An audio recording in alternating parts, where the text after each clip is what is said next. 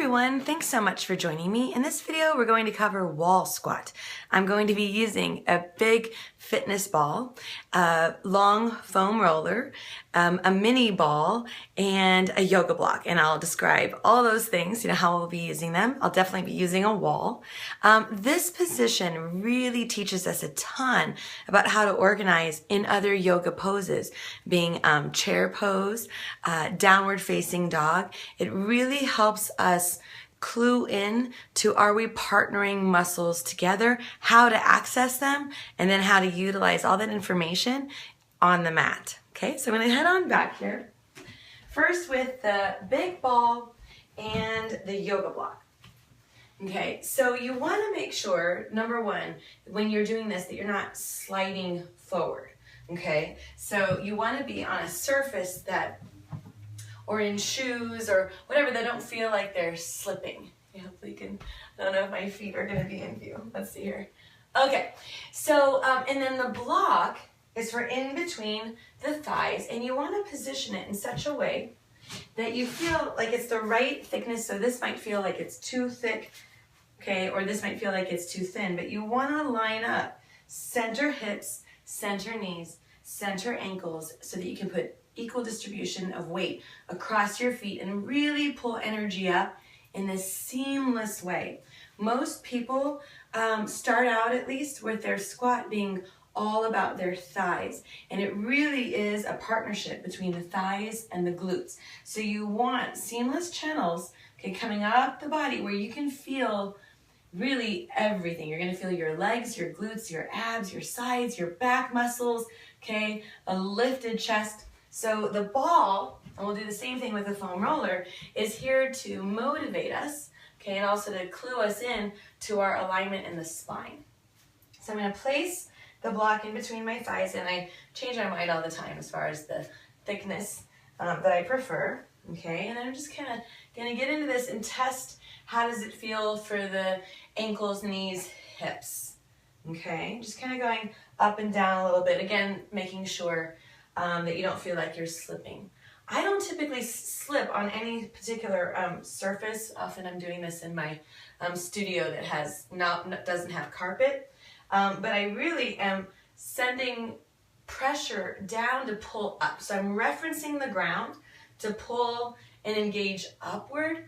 I think if you test this out, ask yourself, if you're slipping, are you sending energy forward or are you pulling it up? Okay, and then you might feel more stable. When you bend the knees, you're trying to get the knees to be either over the heels or behind them. You don't want to be in it like this with your foot behind the line of the knee.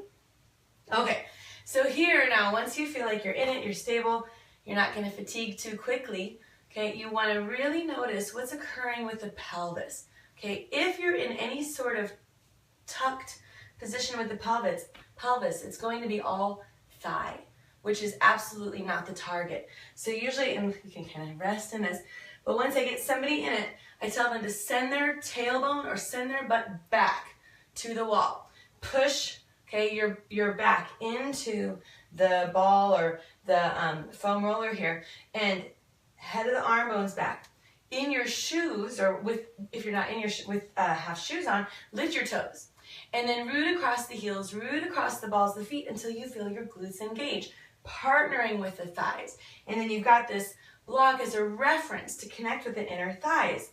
Lengthen the spine, okay, and then maybe deepen, okay? So I'm really just trying to maintain a neutral spine. I don't want this, okay? So I really want this, and length, and I want to feel a ton of power everywhere, not isolated in the thighs, okay? So this is just something to help you kind of have something to push into, to also feel how you can kind of curve your butt back. Now, you don't want any sort of pinching at the low back, so that would be taking it too far, okay? You just take your seat back until you feel it engage and enhance the length in your spine, and then you've got this. There's no pinch in the back. You don't want to settle for that, okay? So that's squat with the ball and the yoga block.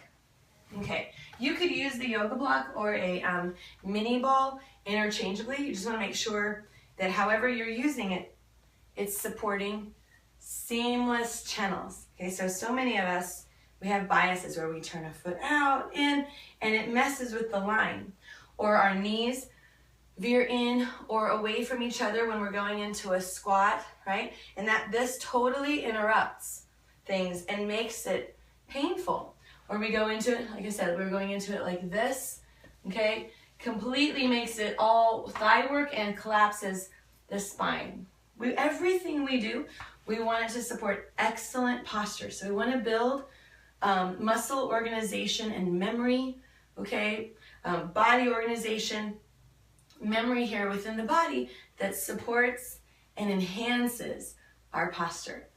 So the foam roller is a really valuable tool here. I've got a 36-inch foam roller that's 6-inch diameter.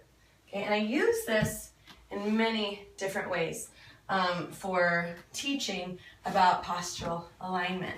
Okay, so I wanted to hit the back of the head and the tailbone. Okay, around that. And everyone's going to have a different degree of a gap between their lumbar spine and the foam roller itself. Okay, and that's desired. Okay, you want some sort of lightness, because if we're doing this, we're in some sort of tuck position that doesn't benefit the flow, okay? The flow for our power, our strength. So, and this is where you'll have to kind of take it down with you. I forgot to grab the yoga block or the ball, but you would place it there, okay? Or pretend it's there. Again, lifting the toes, rooting across inner heel to outer heel, inner ball of the foot to outer ball of the foot, okay? Shoulder blades, adducting to kind of hug around the foam roller. The back of the head, many people are kind of stuck like this because of tightness in the chest and shoulders. Okay, so you may not be able to keep the back of your head on the foam roller, but if you can, and it's pleasing to the neck, go for it. You can straighten your legs and return to this anytime. It gets a bit tiring.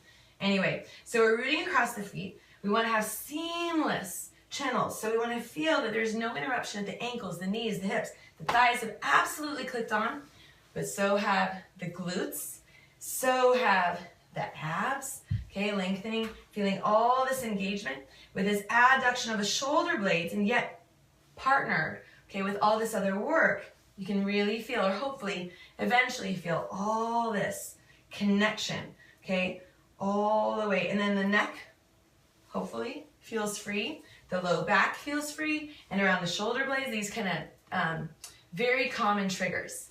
And then you can step out of it. So this is a great tool, okay, great tools here to assist with that spinal awareness. Everything we do, whether it's on the yoga mat, okay, or in the fitness area, you know, working with weights, whatever you do, you want to feel like you're lengthened, okay, and strong and empowered and aware. So we're going to have more of these kind of fitness 101 videos, and I hope you can find the benefit of how they really, it all weaves together. Again, whether it's on a yoga mat or off. I hope you have a wonderful day. We're going to still end with namaste, because why not? Have a good one.